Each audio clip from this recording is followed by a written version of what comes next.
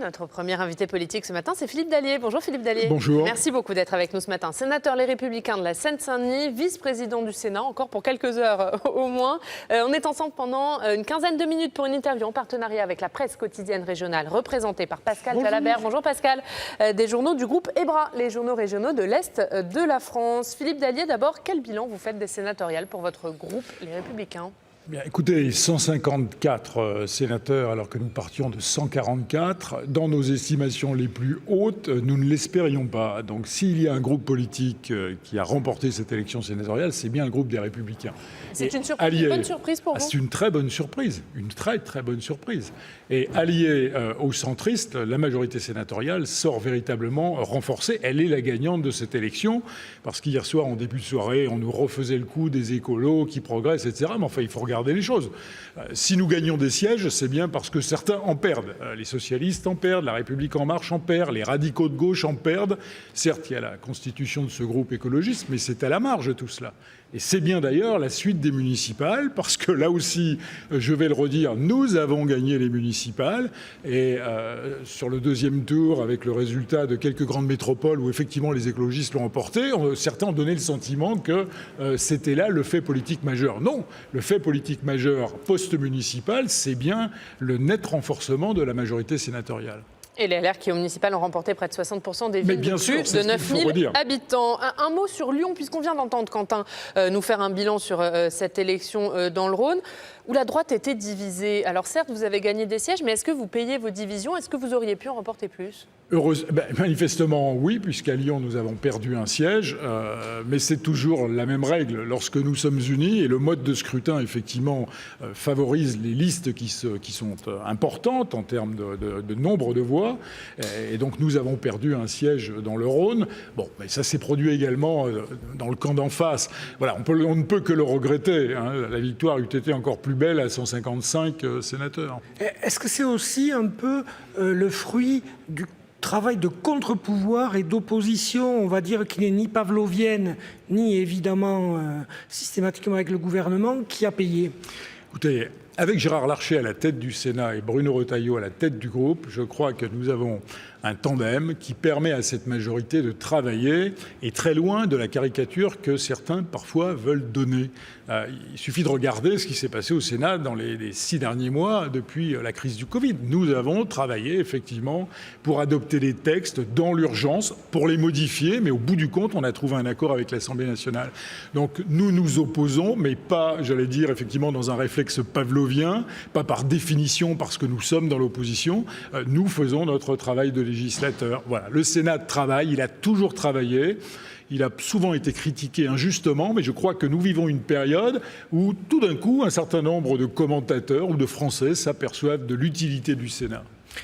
Gérard Larcher dit on ne dit jamais oui par dogmatisme, on dit jamais non par discipline. Est-ce que vous allez rester sur cette ligne alors qu'on va arriver dans une période très politique avec la présidentielle qui va approcher durant ces 3 années? Est-ce que vous allez rester sur cette ligne ou est-ce que vous dites la droite a besoin d'imprimer quelle est la première force d'opposition ? Nous sommes la première force d'opposition, mais dans le travail législatif, il y a le moyen d'affirmer ses positions par voie d'amendement. On peut faire adopter un certain nombre de dispositions ici, mais pour autant, nous ne sommes pas dans l'opposition systématique. Bon, ceci étant dit, nous allons rentrer dans la discussion de la loi de finances. C'est un moment extrêmement important eu égard au contexte économique et social dans le pays, et nous aurons l'occasion de dire un certain nombre de choses et de critiquer ce que le gouvernement est en train de nous proposer, parce qu'on nous a beaucoup parlé d'un plan de relance, mais quand on regarde ce qui est proposé, beaucoup s'inquiètent, et nous nous inquiétions. Donc nous allons avoir l'occasion de le dire, et de le dire fermement, parce que c'est aussi cela notre rôle. Oui. Oui, cette démonstration que la droite et le centre unis ont bien fonctionné, allez-vous militer pour qu'elle soit aussi appliquée aux régionales, départementales et à la présidentielle, puisque dans 8 mois, on est en campagne présidentielle? La présidentielle, c'est autre chose. Les institutions sont ainsi faites, mais il est bien évident que pour les départementales et les régionales à venir au printemps prochain, je pense qu'il y a quelques leçons à tirer du résultat de ces élections sénatoriales. Oui, lorsque nous sommes unis, nous sommes plus forts. Et donc, nous allons tenter d'incarner, encore une fois, dans nos territoires, cette alternative, cette autre vision des territoires. Parce que, on voit bien, on nous dit que le groupe La République En Marche va changer de nom pour s'appeler Renaissance Renaissance et Territoires. Enfin, ça me fait un peu rigoler, excusez-moi. Donc ça veut dire Renaissance, ils ont perdu des sièges. Les Marche. Territoires, ils les ont méprisés pendant tout le début du quinquennat pour s'apercevoir maintenant de leur utilité. Donc nous incarnons ici avec nos alliés centristes l'alternance et l'opposition, et nous allons essayer effectivement sur le terrain de poursuivre. Quand même que la République en marche préempte ces territoires, alors qu'on sait que la droite, depuis des années, nous répète qu'elle veut faire la reconquête par les territoires. Est-ce que le fait qu'il change de nom ici au Sénat pour mettre le mot territoire, ça vous inquiète sur la ligne qui est aussi incarnée par Jean Castex, qui n'a que ce mot à la bouche? Ça n'a strictement aucune importance. C'est pas parce qu'on change le nom du groupe. D'ailleurs, je pense qu'en termes de visibilité, ne plus s'appeler La République En Marche et s'appeler Renaissance des Territoires, plus personne ne va rien y comprendre. Mais ce ne sont pas les mots qui sont importants, c'est la réalité du terrain. Et sur le terrain, regardez les élus locaux et regardez de qui ils se sentent proches aujourd'hui. Très majoritairement, on en a eu la démonstration hier, les élus locaux, les élus de nos territoires, se sentent beaucoup plus proches de la majorité sénatoriale que de la majorité nationale. Ça exclut donc pour les régionales des alliances, des listes communes avec LREM et les candidats de centre. Pour moi, ça exclut effectivement des alliances avec LREM. D'ailleurs, regardons là aussi la leçon des municipales. Ceux qui, chez nous, ont été tentés par des alliances avec LREM, certains l'ont payé très cher. Il faut de la clarté. Voilà, nous sommes dans l'opposition, nous ne sommes pas dans l'opposition systématique, mais il faut de la clarté. Nous n'incarnons pas la même ligne politique que celle du président de la République. Il y avait des Républicains, notamment sur la liste de Sébastien Lecornu dans l'heure. Est-ce que vous craignez que le Sénat soit le laboratoire d'une recomposition de la majorité qui va tenter de se tourner vers la droite? Sébastien Lecornu aurait voulu jouer les apprentis sorciers, puisqu'effectivement, il avait même annoncé qu'il visait la présidence du Sénat. Excusez-moi, il a remporté un siège, alors que certains lui en donnaient 2. Alors, on ne peut pas dire que ça soit un franc succès. Donc, j'allais dire, pour son rôle d'apprenti sorcier, il repassera. Ça veut dire qu'il ne pourra pas briguer la présidence du Sénat, et pas tout de suite, pas en 2020, mais il visait plutôt 2023, voire 2026. Oui, 2023 ou 2026, c'est dans un siècle politiquement parlant, donc nous verrons. Pour vous elle est ratée pour vous, son élection à Sébastien Lecornu? Ratée, parce qu'il n'a réalisé qu'un siège alors qu'il en visait 2. Voilà, donc toutes ces combinaisons apparaissent souvent comme de la ratatouille politique, et force est de constater en tous les cas que les électeurs n'y sont pas forcément sensibles. Le retour d'un groupe écologiste au Sénat, même si c'est un peu mathématique par rapport au municipal, ça va obliger peut-être le Sénat à se pencher un peu plus sur ces questions d'environnement. Ça va un peu vous secouer? Je trouve que vous êtes assez injuste en disant que ça va obliger le Sénat à se pencher sur ces sujets-là. Regardez un peu les rapports parlementaires produits ici. Beaucoup traitent de ce sujet. Maintenant, l'écologie, au sens groupe politique du terme, c'est souvent très compliqué. Enfin, en tous les cas, on a pu le constater dans le passé. Donc, ils sont une douzaine, si j'ai bien compris. Il y avait 4 sénateurs écologistes, ils reviennent à 12. Ils ont pris ces sièges essentiellement au Parti socialiste ou aux radicaux de gauche. Donc, ça n'est pas un bouleversement. Donc, ils ont un groupe, très bien. Ça ne va rien changer pour le Sénat ? En tous les cas, ils ont un groupe, donc voilà. Mais enfin, 12 sénateurs sur 348, on ne peut pas considérer non plus que ça soit la révolution.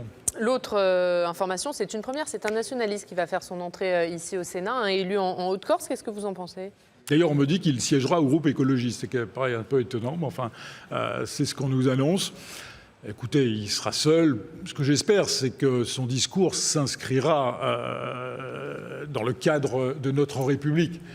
Parce que parfois, c'est parfois déjà le cas avec un certain nombre de nos collègues d'outre-mer, je ne citerai pas de nom, mais qui tiennent ici dans l'hémicycle un discours qui parfois surprend et parfois même choque un peu. Voilà, c'est le Sénat de la République française. Il y a eu une surprise hier, c'est Stéphane Ravier qui a conservé son siège, qui était le seul sénateur du Rassemblement national et qui restera le seul sénateur du Rassemblement national. Mais bon, dans les Bouches-du-Rhône, il a privé la droite d'un 4e siège. Ça s'est joué à rien, à 33 voix. Est-ce que vous pensez que localement, il y a des élus de droite qui ont voté pour Stéphane Ravier ? Écoutez, je n'en sais rien et vous n'en savez rien. Dans les Bouches-du-Rhône, en tous les cas, ce que je vois d'assez loin tout de même, c'est que la création de la métropole Marseille-Aix a beaucoup inquiété les petites communes.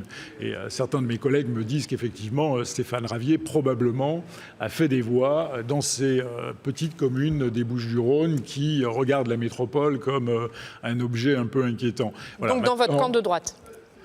Écoutez, vous savez, la grande majorité aujourd'hui des élus locaux ne sont pas encartés politiquement. Et ça, il faut vraiment qu'on en prenne conscience. Et même dans un département comme le mien, la Seine-Saint-Denis, de plus en plus de conseillers municipaux sont sans appartenance partisane. Et donc après, aller dire ce sont ceux-ci ou ceux-là qui ont voté ainsi, c'est extrêmement compliqué. Oui, le premier texte que vous allez examiner, enfin le premier grand texte, c'est évidemment le budget de la nation, puis celui de la sécurité sociale, donc avec le fameux plan de relance. Va-t-il assez loin, ce plan ? Je pense qu'il y a effectivement matière à discuter. Nous sommes dans une crise qui est extraordinaire, moins 10 ou moins 11% sur le PIB, la dette publique qui s'envole, le gouvernement qui effectivement a pris un certain nombre de dispositions pour soutenir les entreprises et les salariés. Et la question maintenant, c'est l'étape d'après. Est-ce que les mesures qui nous sont proposées sont véritablement un plan de relance ? Qu'est-ce que c'est qu'un plan de relance ? Ce sont des mesures dont on attend des effets immédiats. Donc, est-ce que les mesures proposées vont dans cette direction-là ?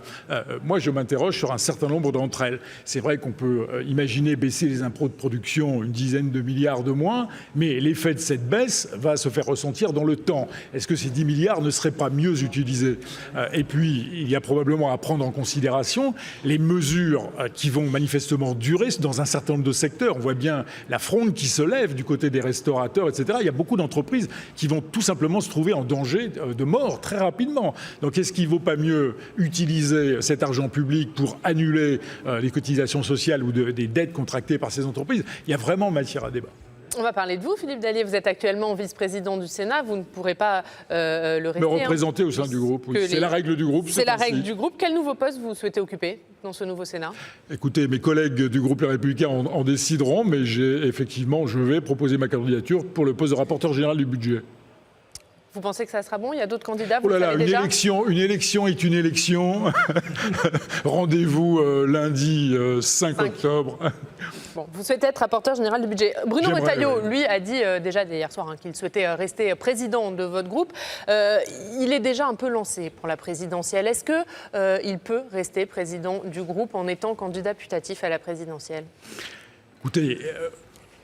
Si cela se fait, effectivement, il aura des décisions à prendre et je pense qu'il en est éminemment conscient.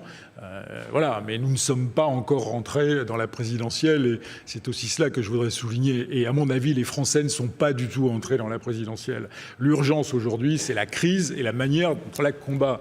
L'inquiétude des Français, pour beaucoup d'entre eux, c'est de savoir comment, si à la fin de l'année, ils pourront conserver leur emploi ou s'ils vont le perdre à cause de la multiplication des plans sociaux. Elle est là, l'urgence. Donc je pense que la présidentielle... Et puis au mois de mars... Mais dans les prochains jours, Bruno Retailleau peut être président du groupe. C'est pas un problème pour vous. Sans aucune difficulté, je le souhaite d'ailleurs. Et puis nous aurons au mois de mars prochain les départementales et régionales. La présidentielle viendra après. Est-ce que vous craignez que les ambitions de Bruno Retailleau et son positionnement plutôt à droite fassent partir certains sénateurs de votre groupe ? Écoutez, regardez le résultat que nous avons obtenu. Je le redis encore une fois, le tandem Gérard Larcher à la présidence du Sénat et Bruno Retailleau à la tête du groupe fonctionne extrêmement bien. Extrêmement bien. Et je constate que dans le passé, très peu de sénateurs ont fait le choix de quitter le groupe. Et là, nous progressons. Donc c'est quand même un bilan remarquable. Très bien. Alors après le budget, vous allez devoir aborder d'autres grands textes, notamment sur la sécurité sociale. Quelles mesures d'urgence voyez-vous pour amortir cette crise, justement ? Le financement de la sécurité sociale, et puis on pourrait aussi parler on va parler des retraites, du système des retraites. Ouais, voilà, c'était ma question. Ce sont des sujets qui, pour le moment, ont été mis de côté. Le gouvernement, c'était en partie nécessaire, fait comme si l'argent public pouvait couler à flot sans qu'à un moment donné, il faille prendre en considération tout cela.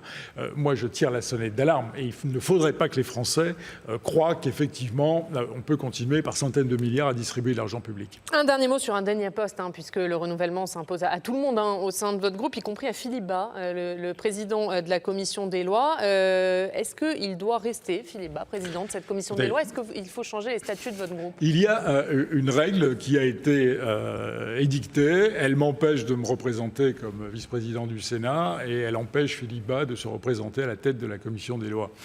Le groupe va se réunir très prochainement. Je pense que ce sujet sera débattu. Je ne peux pas vous dire ce qu'il en sortira. Et pour vous, il ne doit pas être candidat ? Il doit respecter le renouvellement ? On va en débattre.